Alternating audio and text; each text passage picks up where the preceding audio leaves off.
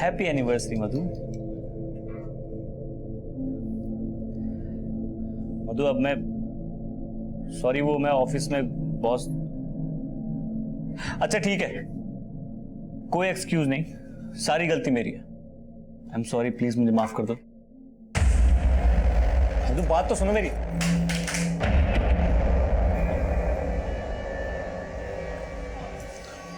मधु मधु नहीं, मधु नहीं, प्लीज देखो ऐसा मत करो, आज मत उठो प्लीज। मधु आज हमारी एनिवर्सरी है, तुम्हें पता है ना हमने क्या क्या प्लान किया था। प्लीज। घड़ी देख रहे हो? 25 मिनट में एनिवर्सरी खत्म होने वाली है, उसके बाद फिर वही जिंदगी, सुबह शाम अकेलापन और फिर रात भर इंतजार और फिर तुम्हारी वही घिसी पिटी सॉरी। तो क्या करूं? नौकरी छोड़ दूं? तुम्हें जो करना है वो करो, मुझे फर्क नहीं पड़ता है। मेरी जिंदगी ना शादी से पहले ही अच्छी थी। तुम कहना क्या चाहती हो कि तुमने मुझसे शादी करके गलती कर दी? गलती की है इसलिए तो झेल रही हो। तुम्हें झेल रही हो मतलब? इस घर का रेंट, हमारी फ्यूचर सेविंग, हमारे जो खर्चे हैं, इन सब को मेंटेन रखने के लिए मेहनत करता हूं मैं। तुम्हें क्या लग रहा है मैं बाहर जाकर टाइम पास कर रहा हूं? मुझे क्या पता। हाँ, मुझे सिर्फ इतना पता है कि ऐसे घुटने के लिए मैं अपने पेरेंट्स को छोड़ के तुम्हारे पास नहीं आई थी। और जो मैंने तुम्हारी वजह से अपने पेरेंट्स को छोड़ा है वो नहीं दिख रहा तुम्हें? सब दिख रहा है मुझे। तुम भी अपने घर वालों की तरह ना सेल्फिश हो। नमस्कार, मैं senior inspector Abhimanyu Jindal, crime petrol Dastak के आज के इस एपिसोड में आप सभी का स्वागत करता हूं। आज का हमारा ये एपिसोड एक शादीशुदा जोड़े के बारे में। शुभम और मधु आम शादीशुदा जोड़े की ही तरह इनमें भी नोकझोंक होती थी, मनमुटाव होते थे। लेकिन जब मनमुटाव और नोकझोंक की आवाज तेज होने लगे और आवृत्ति आई मीन फ्रीक्वेंसी बढ़ने लग जाए तो समझ लेना चाहिए कि एक दस्तक है। ना सिर्फ इस बात की कि रिश्तों में दरार आ सकती है, बल्कि इस बात की भी कि इन दरारों में कोई बाहर वाला साजिश की सेंध लगा सकता है। आज का हमारा ये केस भी कुछ इसी तरह का है और इस केस को आपके सामने रखने का हमारा मकसद ये है कि आप ऐसी कोई दस्तक अनसुनी ना करें जो दस्तक इस केस में अनसुनी की गई।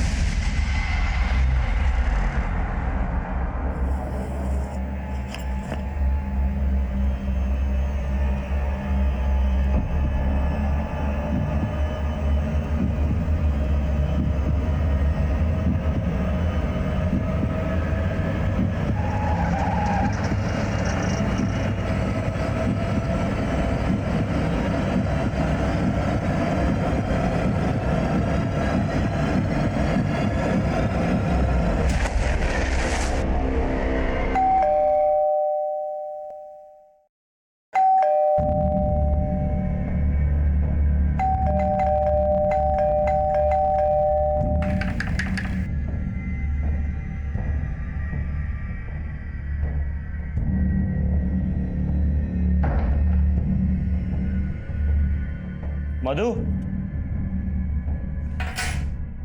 मधु,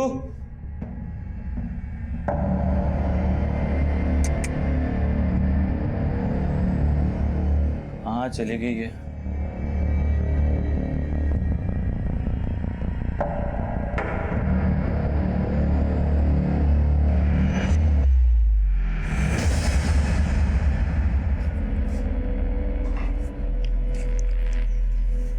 शुभम, मैंने तुम्हारी प्रॉब्लम का एक परमानेंट सॉल्यूशन निकाल लिया है। मैं अपनी फ्रेंड मिसेस शर्मा के यहाँ जा रही हूँ। अब कोई रोक टोक करने वाला नहीं है तुम्हारी जिंदगी में। Good bye.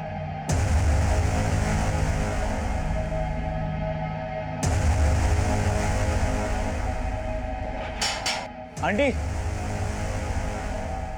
आंटी नमस्ते। क्या हुआ शुभम बेटा? आंटी वो मधु, आंटी आपका फोन मिल सकता है जरा? हाँ। The number you're trying to reach is switched off. क्या बात है शुभम बेटा, क्या हुआ?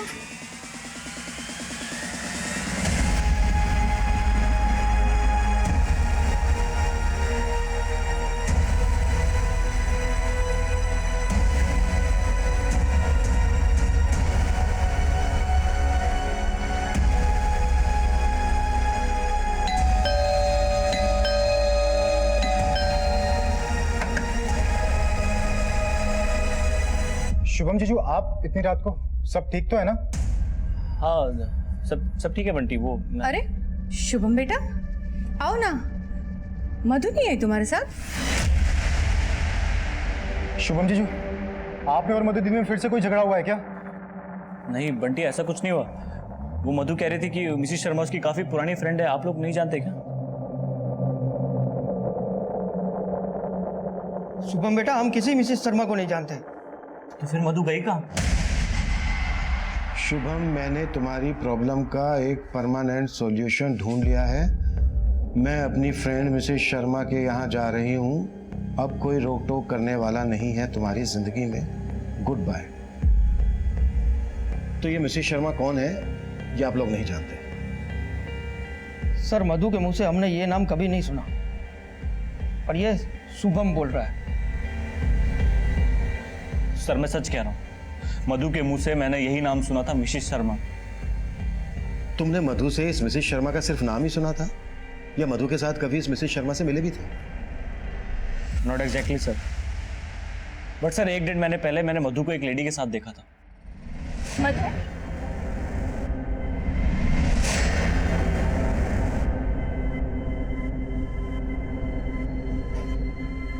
कौन थी वो मधु? कोई नहीं, मिसेस शर्मा थी। मिसिस शर्मा? हाँ। कौन मिसिस शर्मा? तुम नहीं जानते हो, मेरी बहुत पुरानी फ्रेंड है। अगर मधु को कहीं जाना था तो वो तुम्हें फोन कर सकती थी, मैसेज कर सकती थी। डिजिटल इंडिया के दौर में वो तुम्हें लेटर लिख कर जाती है। सर हो सकता है मधु ने मुझे बैंक में फोन किया हो, पर उससे पहले मैं घर के लिए निकल गया हूँ। बैंक में क्यों? तुम्हें डायरेक्ट क्यों नहीं? तुम मोबाइल फोन यूज नहीं करते? करता हूँ सर, पर कुछ दिनों से नहीं कर रहा था। क्यों? वो सर मधु का फोन टूट गया था और वो रिपेयर नहीं हो रहा था। मधु तुम्हारा फोन रिपेयर नहीं हो पाएगा, मैंने ऑनलाइन ऑर्डर कर दिया, कुछ दिन में आ जाएगा। तब तक मैं क्या करूंगी शुभम? बाप रे, माहौल तो बहुत गर्म है। देखो, मजाक मत करो। अच्छा कोई मजाक नहीं, तुम ऑलरेडी मेरा फोन यूज कर रही हो ना, तो उसे यूज करो। और अगर आपको लगे कि आपको मुझसे कोई बहुत जरूरी बात करनी है तो ऑफिस में कॉल कर लेना। सर मुझे बहुत फिक्र हो रही है, क्योंकि मधु अकेले नहीं, अपने साथ अपने सारे गहने लेकर गई है, ऊपर से उसका फोन बंद हो रहा है, लेटर। सर मुझे तो कुछ गड़बड़ लग रही है। शुभम, तुम्हारे और तुम्हारी पत्नी मधु के बीच रिश्ता कुछ ठीक से नहीं चल रहा है, राइट? सर लड़ाइयाँ तो मियाँ बीवी के बीच होती है, मगर सर ऐसा कुछ नहीं हुआ कि मधु मुझे छोड़ के चले जाए। लेकिन ये लेटर तो कुछ और ही इशारा कर रहा है। ऊपर से मिसेस शर्मा नाम का एक किरदार। अगर मिसेस शर्मा वाकई में कोई है तो डोंट वरी, हम ढूंढ लेंगे। सर आपको लगता है मैं झूठ बोल रहा हूँ? सर मिसेस शर्मा है, आप लोग तो कॉल रिकॉर्ड से पता लगा लेते हो ना सर, तो चेक कीजिए, शायद आपको मिसेस शर्मा का नंबर मिल जाए।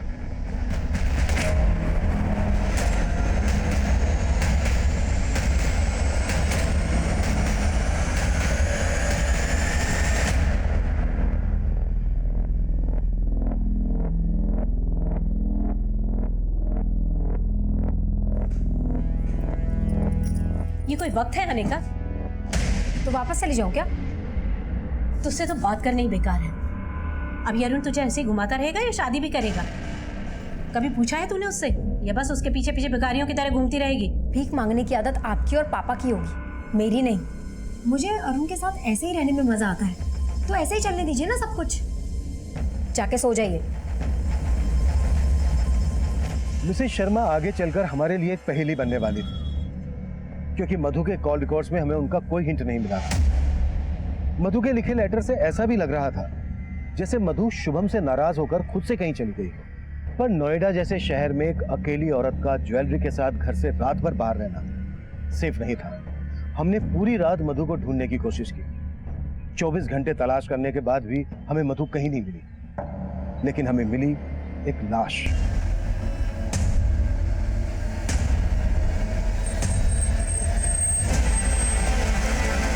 पीछे हटिए, पांडे पीछे हटाओ सबको।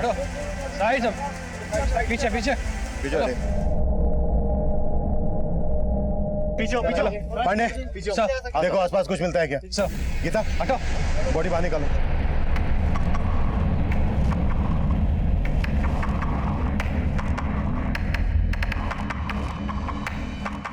सर ये तो शुभम की पत्नी मधु ही है। लगता है गला घोटा गया। सर, नाले के पास और सूटकेस में कुछ नहीं मिला।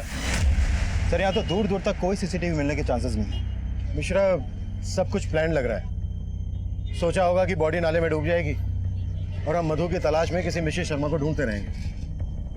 वो लेटर, मिसेस शर्मा, सब कुछ प्लान है, लेकिन मधु का फोन उसके घर के एरिया में ही स्विच ऑफ है। मिश्रा, मधु की शिनाख्त करो और फोरेंसिक टीम लेकर घर की स्कैनिंग शुरू करो। Okay sir.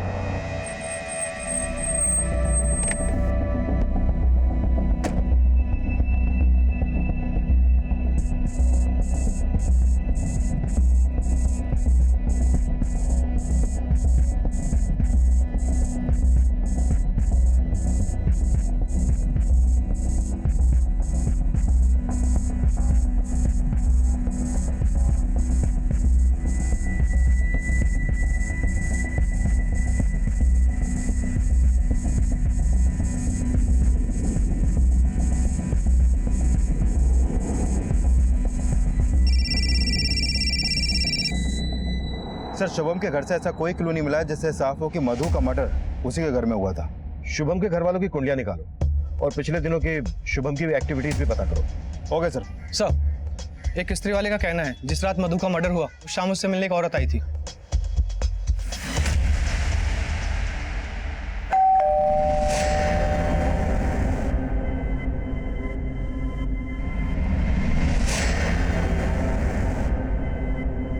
स्केच बनवा सकते हो उसका? हुलिया वगैरह कुछ याद है? सब शकल ठीक से याद नहीं, लेकिन देखो मैं तो पहचान जाऊँ। उस शाम मधु से जो औरत मिलने आई थी, क्या वही मिसेस शर्मा थी?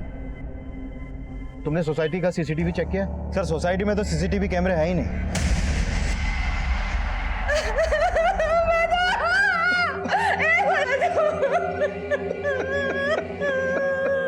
देखिए, हमें मधु की बॉडी इस सूटकेस में मिली। आप लोग पहचानते हैं इसे? बता सकते हैं ये किसका है? ये तो हमारी बेटी मधु का है सर। जब इसे विदा किया था तो वो उसे साथ ले गई थी। अब इसे मैं उसकी लाश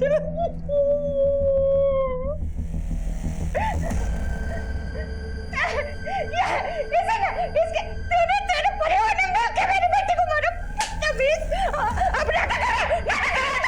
सीमा,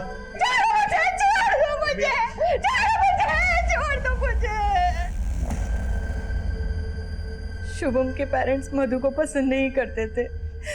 वो लोग उस पर दहेज के लिए दबाव डाल रहे थे। दहेज के लिए? मधु और शुभम की तो लव मैरिज हुई थी ना? हाँ सर। लेकिन शुभम की बड़ी बहन महिमा की शादी नहीं हो रही थी।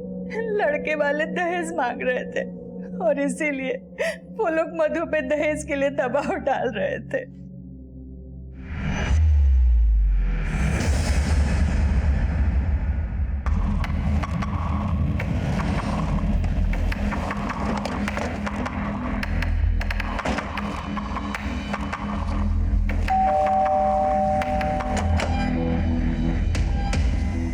आप शुभम के पिता हैं? जी हाँ। और आप शुभम की माँ? जी। आप दोनों को हमारे साथ थाने चलना होगा।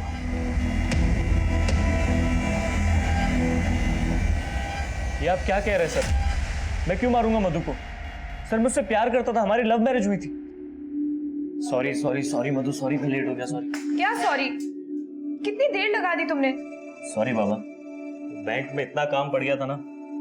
पर क्या है, तुम आदत डाल लो। एक तो मेरा काम ऐसा है और शादी के बाद भी तो तुमको मैनेज करना है। शादी? हाँ, शादी।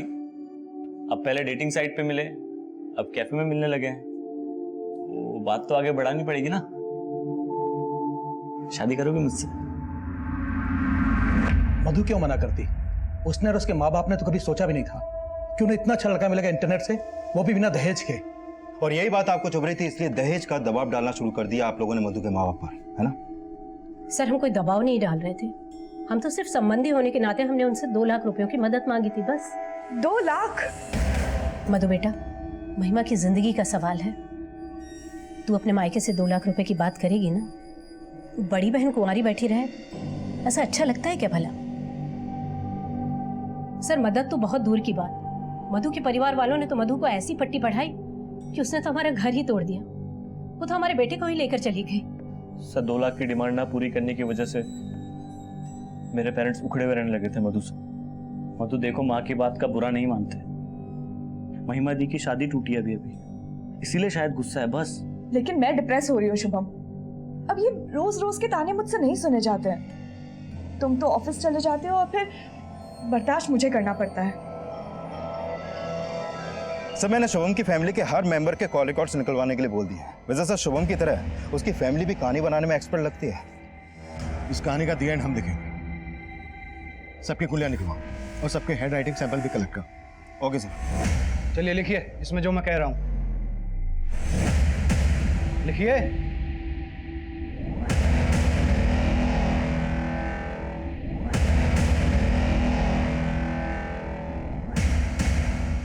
सर मधु ने जो लेटर्स लिखे थे उसकी हैंडराइटिंग ना तो मधु से मेल खाती है और ना ही शुभम से,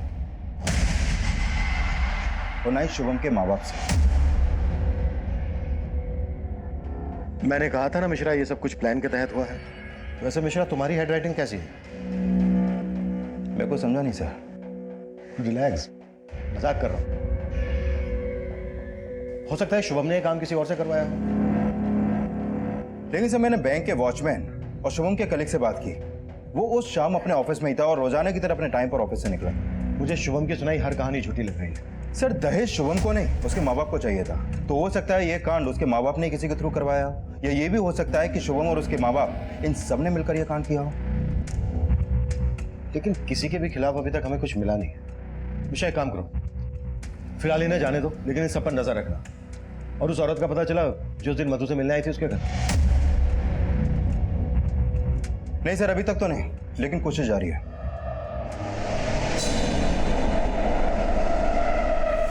पुलिस तो हमारे पीछे ही पड़ी हुई है। कभी सोचा ना था कि इस उम्र में ये जिल्लत सहनी पड़ेगी, वो भी तुम्हारी पत्नी की वजह से। पापा वो नहीं रही, अब तो उसे कोसना बंद करो। अरे वो तो छोड़ गई, लेकिन जाते आते तो हमें ऐसे फंसा के गई ना। पता नहीं कौन सा पाप किया था जो ऐसी बहू मिली।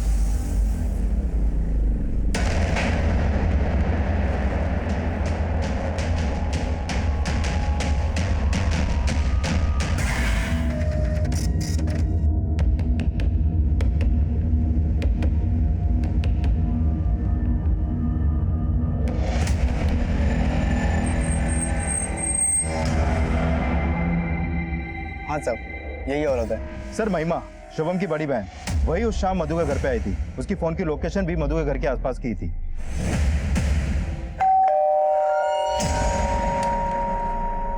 अरे महिमा दी, आज मेरी याद कैसे आ गई? बस तेरी याद आई तो मिलने आ गई। आइए अंदर आइए। हाँ याद आ गई? अच्छा, बड़ी अटपटी फैमिली है।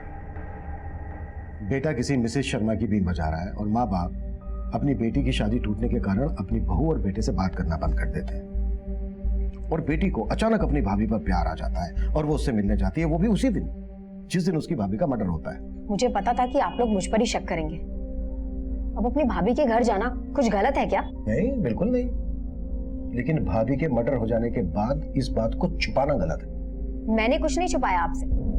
आप लोगों ने पूछा नहीं, इसलिए मैंने आपको बताया नहीं। अच्छा,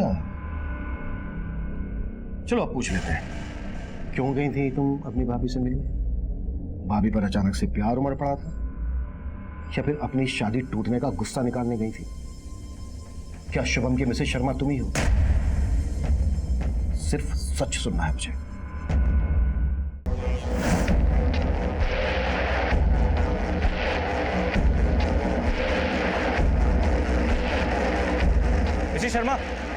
मिसेस शर्मा कहाँ थी आप इतने दिनों से? आपको इतने दिनों से ढूंढ रहा हूँ मैं। आपको कोई गलत नहीं भाई साहब, मैं कोई मिसेस शर्मा नहीं हूँ। देखो ज्यादा बनो मत, मधु तुम्हारे घर गई थी ना, मैं जानता हूँ सब। आप तुमने ही मारा मेरी मधु को, ये साड़ी मधु की है, मैं जानता हूँ। मेरी साड़ी छोड़ो, ये क्या कर रहे हो भाई साहब? देखिए भाई साहब मेरी बात सुनो, भाई साहब मेरी बात सुनो, भाई साहब। अरे भाई साहब मेरी बात सुनो, वो मेरी बीवी को मार के गई है। भाई साहब रुको रुको रुको, कहाँ गई? कहाँ गई वो?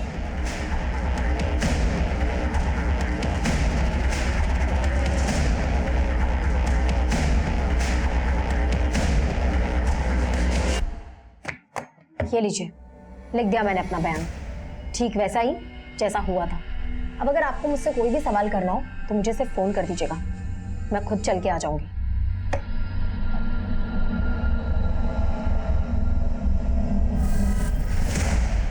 अगर तो भरी पड़ी है मैडम ने, शायद गुस्सा भी इसी तरह से भरा पड़ा हो।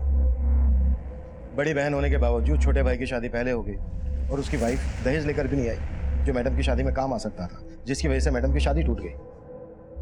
नजर रखो इस पर। Okay sir. Sir sir sir वो मिसेस शर्मा मिल गई सर। मिसेस शर्मा? हाँ सर। सर उसने मधु की साड़ी पहनी हुई थी जो मैंने उसे गिफ्ट की थी। मधु की साड़ी? जी सर। सर वो मुझे मार्केट में दिखी, मैंने उसे पकड़ने की कोशिश की तो चालाकी से भाग के निकल गई, लेकिन सर मैंने उसका पता लगा लिया।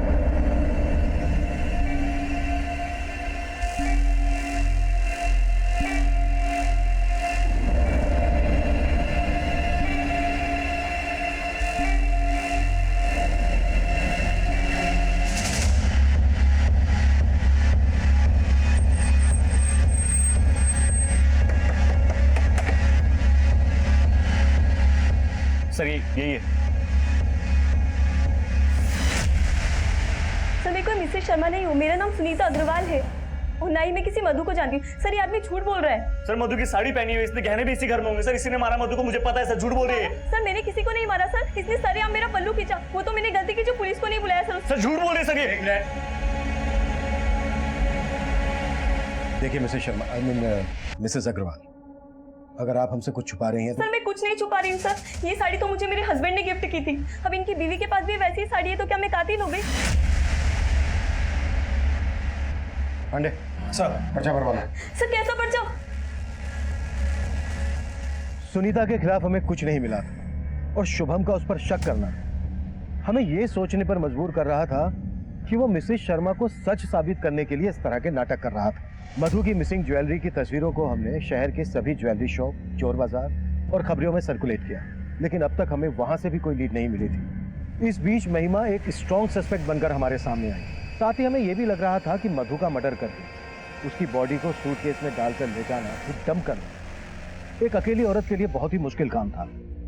इसलिए हमने उसके पिता नरेंद्र की उस शाम की एक्टिविटीज का पता लगाने का सोचा और हमें एक लीड मिली है जो महिमा की कहानी का एक नया ट्विस्ट था।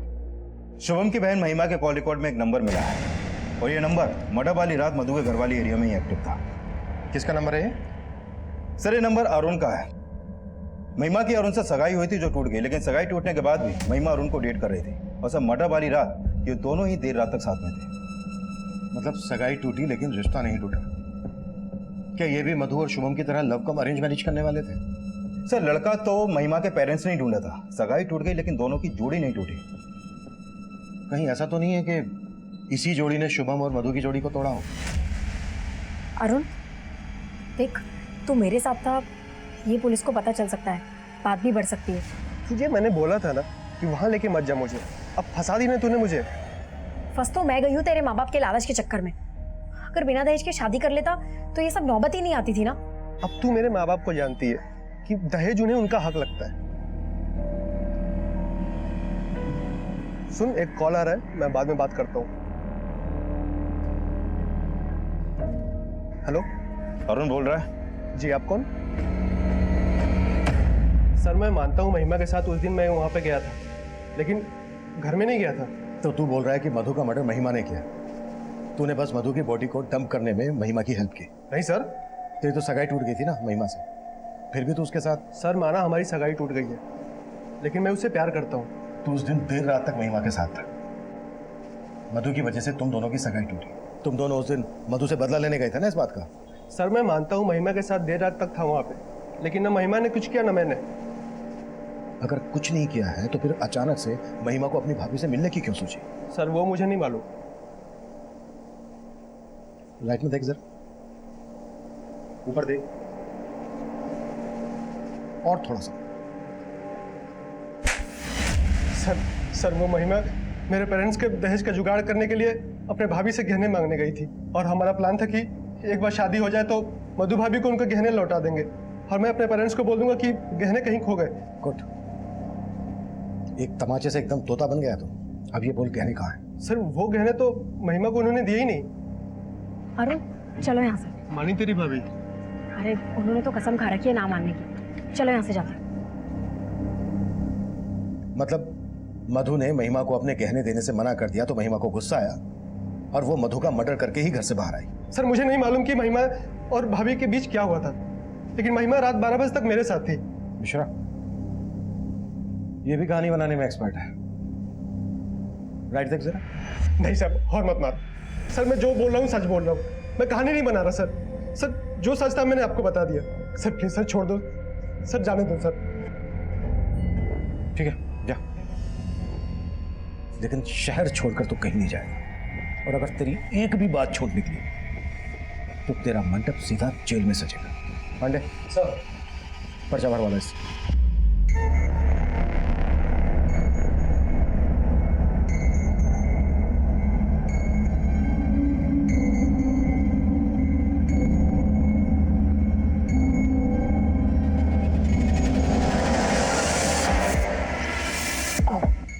अबे देख के चलना।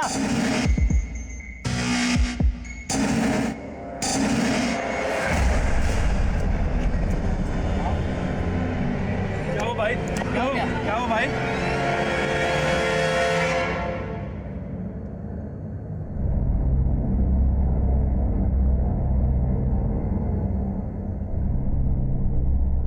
सर आप लोग बेकार में हम पर और हमारे बेटे पर शक कर रहे हैं। अगर आपने अपना ध्यान हम पर से हटाया होता तो शुभम की जान खतरे में नहीं होती। डॉक्टर साहब, शुभम की हालत कैसी है अभी? सही वक्त पे ट्रीटमेंट देने की वजह से जान बच गई। किसी ने जहर का इंजेक्शन दिया था उन्हें। जहर? जी, वो तो अच्छा हुआ टाइम पे आ गए, वरना जान भी जा सकती थी। डॉक्टर, किस टाइप का जहर इंजेक्ट किया गया शुभम को? अभी कुछ फिगर आउट करना मुश्किल है।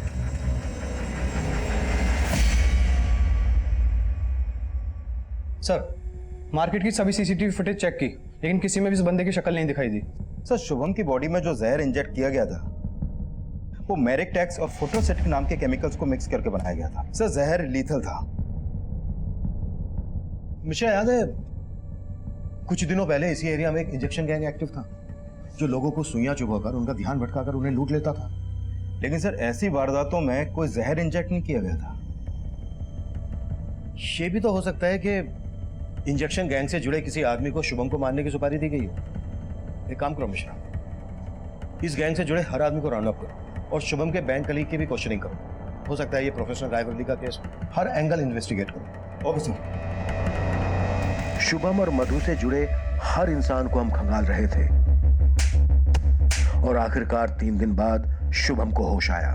नहीं सर, मुझे नहीं याद किसने मुझे इंजेक्ट करने की कोशिश की, लेकिन सर एक बार पहले भी मुझ पर मधु पे एक आदमी ने इंजेक्शन से अटैक करने की कोशिश की थी।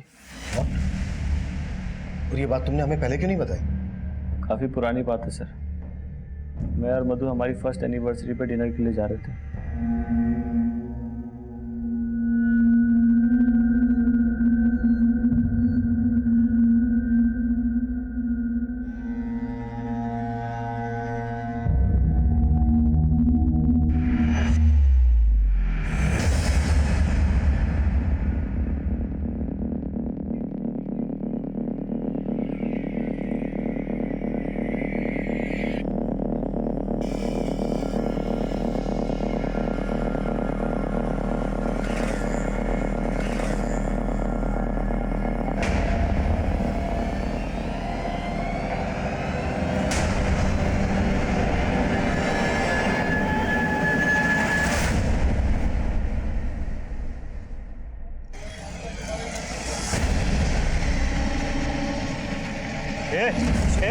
शुभम, शुभम प्लीज,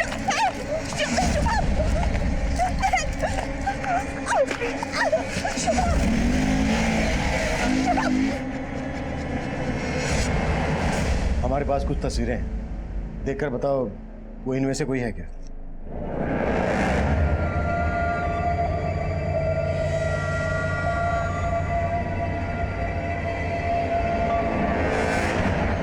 नहीं सर।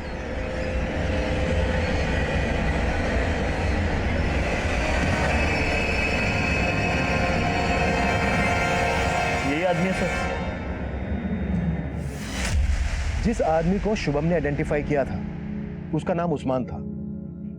उस्मान ने इंजेक्शन गैंग के साथ मिलकर कई लूट को अंजाम दिया था। उस्मान और उसका इंजेक्शन गैंग भीड़ में लोगों को इंजेक्शन चुभोकर उनका ध्यान भटकाकर उन्हें लूटने का काम करते थे।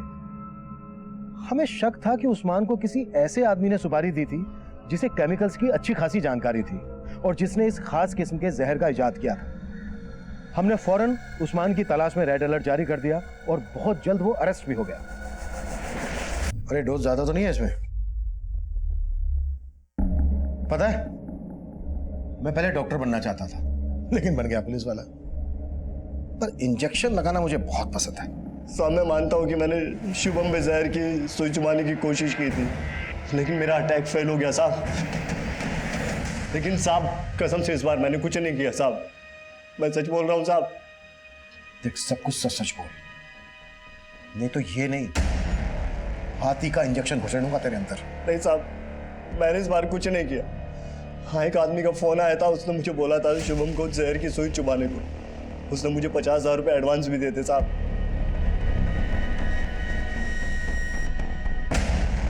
कौन था वो आदमी?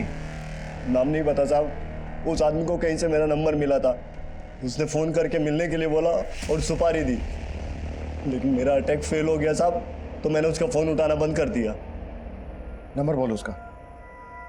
याद नहीं है साहब, पुराने फोन में था और वो तो मैंने फेंक दिया ताकि आप मुझ तक ना पहुंच सके। हुलिया तो याद होगा ना उसका तुझे, या फिर उसका हुलिया याद दिलाने के लिए पहले तेरा हुलिया बिगाड़े? थोड़ा थोड़ा याद है साहब बस।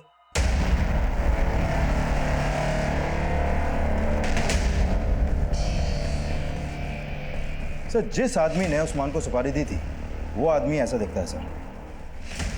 और ये मधु को नुकसान नहीं पहुंचाना चाहता था। कहीं ये मधु का आशिक तो नहीं था?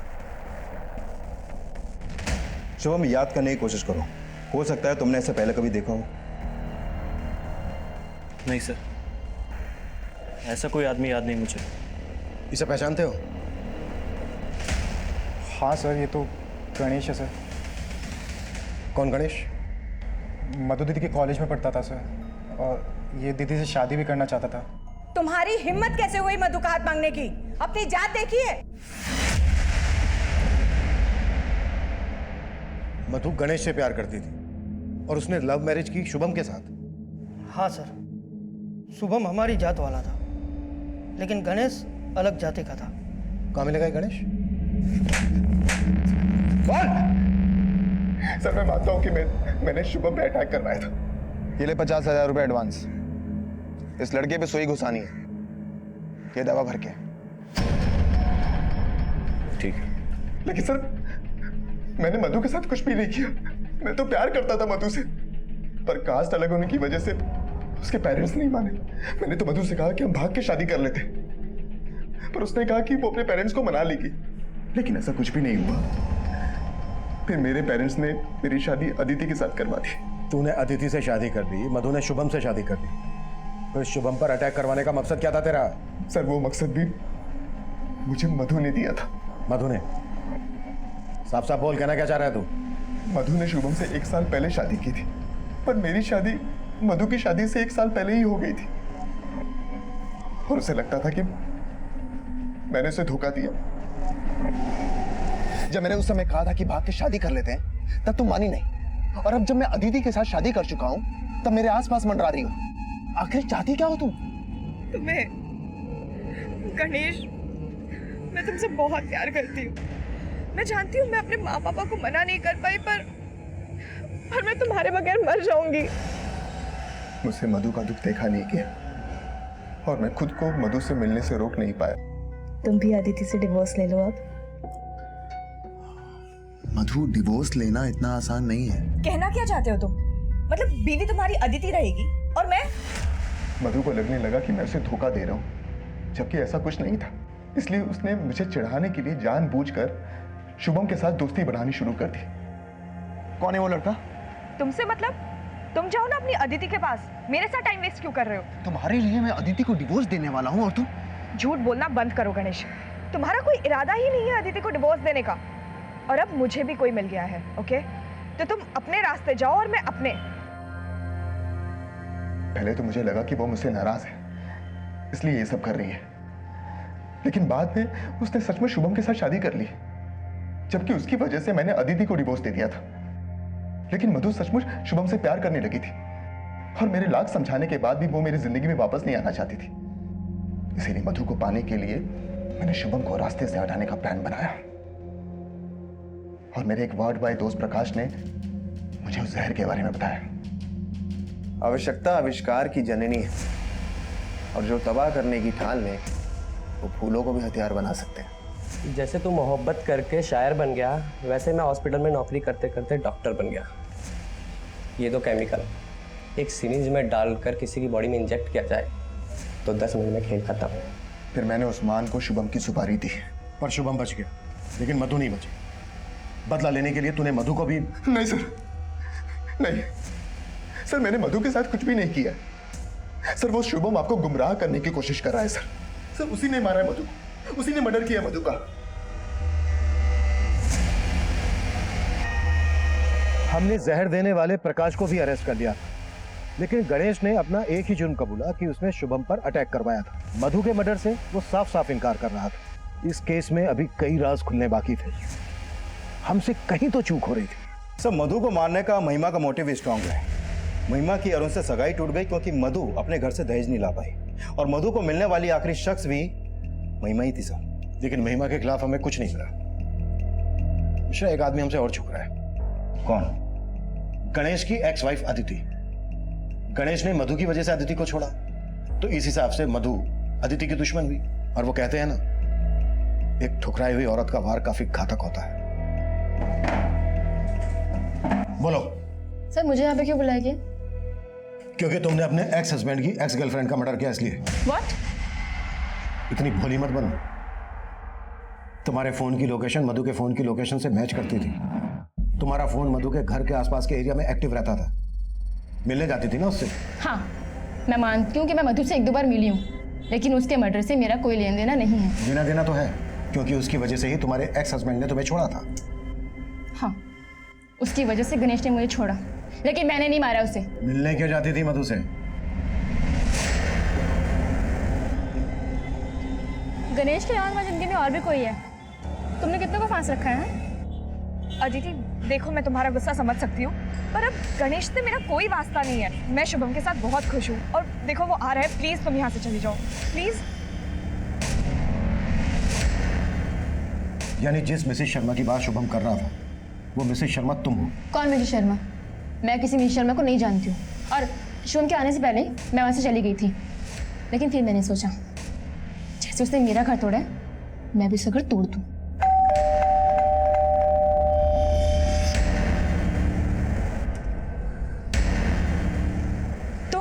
यहाँ? तुमसे नहीं, तुम्हारे पति से मिलने आई हूँ, ये बताने के लिए कि तुमने मेरी जिंदगी कैसे बर्बाद कर दी। तुम समझ क्यों नहीं रही हो अदिति? मैं मानती हूँ कि मुझसे बहुत बड़ी गलती हुई है, पर प्लीज तुम ऐसा मत करो। लेकिन पता नहीं क्यों मुझे इस पे तरस आ गया। उस दिन के बाद मैं मधु से कभी नहीं मिली। क्योंकि तुमने मिलने की गुंजाइश ही खत्म कर दी, मर्डर कर दिया उसका। देखिए सर, मैंने ऐसा कुछ भी नहीं किया। सर, बहुत तोड़ने के बाद भी अदिति कुछ नहीं उगल रही है। एक बात तो क्लियर है मिश्रा, मिसेस शर्मा, ये नाम मधु ने शुभम को बताया था और कातिल ने जो चिट्ठी लिखी है उसमें भी मिसेस शर्मा का नाम है। सर, अदिति शुभम को मधु और गणेश का सच बताना चाहती थी। कहीं ऐसा तो नहीं कि ये सच शुभम को खुद ही पता चल गया और यही मधु के मर्डर की वजह बन गया? वो तो कुछ भी सकता है, लेकिन वो लेटर, उसकी हैंडराइटिंग शुभम की हैंडराइटिंग से मैच नहीं करती। या तो शुभम ने वो लेटर किसी और से लिखवाया, या फिर ये भी तो हो सकता है कि शुभम और अदिति ने मिलकर ये कांड किया हो, अपने अपने पार्टनर से बदला लेने के लिए। पॉसिबल है। या फिर ये कांड किसी तीसरे आदमी ने किया हो सकता है, जिसे इस मिसेस शर्मा नाम की भनक थी। शुभम, महिमा, अदिति, ये सभी हमारे सस्पेक्ट थे, लेकिन किसी भी सस्पेक्ट के खिलाफ हमें कोई ठोस सबूत नहीं मिल रहा था। मिसेस शर्मा, इस काल्पनिक नाम का इस्तेमाल उस लेटर में हमें भटकाने के लिए किया गया था, लेकिन इस कत्ल का मास्टरमाइंड अब भी हमारी गिरफ्त से दूर था। हम सभी ज्वेलरी शॉप पर नजर रखे हुए थे, लेकिन कातिल मधु की ज्वेलरी बेचने सामने आया ही नहीं। शायद वो इस केस के ठंडे होने का इंतजार कर रहा था और हमने भी वही किया, इंतजार।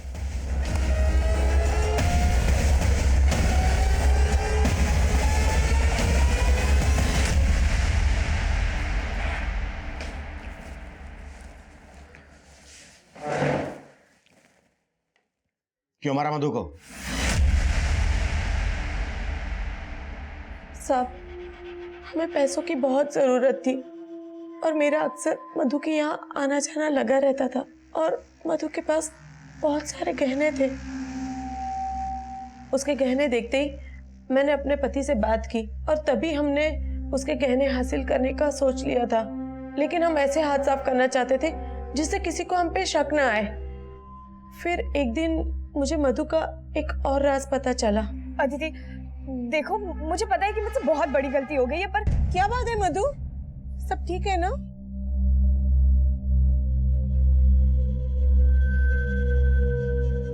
मधु ने मुझे सब कुछ बताया था। उसने मुझे ये भी बताया था कि एक दिन शुभम ने अदिति के साथ मधु को देख लिया था। तो शुभम से तुमने ये बोल दिया कि अदिति मिसेस शर्मा है? और क्या करती आंटी, जो नाम दिमाग में आया बोल दिया। कोई बात नहीं बेटा। आंटी, आप ये बात किसी को मत बताइएगा प्लीज। और हम उसके उसी राज का फायदा उठाना चाहते थे। फिर उस दिन, अरे नमस्ते आंटी। बेटा तुम्हारे पास सरदर्द की दवाई है क्या? बहुत सर में दर्द हो रहा है। जी दवा है ना, और इंस्टेंट असर के लिए कड़क चाय भी है। मैं चाय ही बना रही थी। आइए अंदर आइए।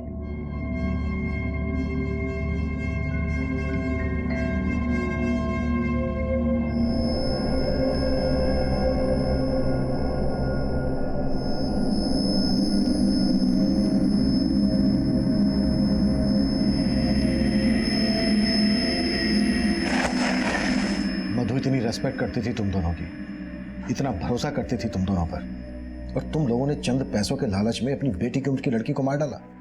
ये मत सोचना कि उम्र देखकर कोई रियायत मिलेगी।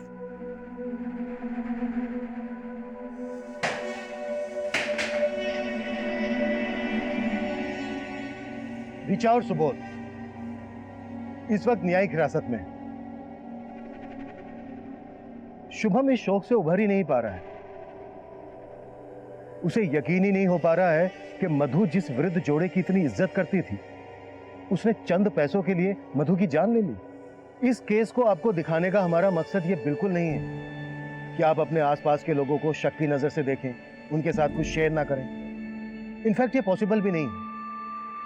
लेकिन जिंदगी में संतुलन बनाना, एक दायरा बनाए रखना भी जरूरी है। हर रिश्ते में उतार चढ़ाव आते हैं, हर घर में दरारें होती हैं, लेकिन बाहर के लोगों को इसका पता नहीं लगने देना चाहिए, क्योंकि घर के राज जब दहलीज पार करते हैं तो ये एक दस्तक होती है कि कोई भी इसका फायदा उठा सकता है। जरूरी है हम इस केस से सीख लें और अपनी जिंदगी और अपने घर को महफूज बनाएं। अब मैं सीनियर इंस्पेक्टर अभिमन्यु जिंदल आपसे विदा लेता हूं। आपसे फिर मुलाकात होगी एक नए केस के साथ। क्राइम पेट्रोल 10 तक। मकसद बताना नहीं,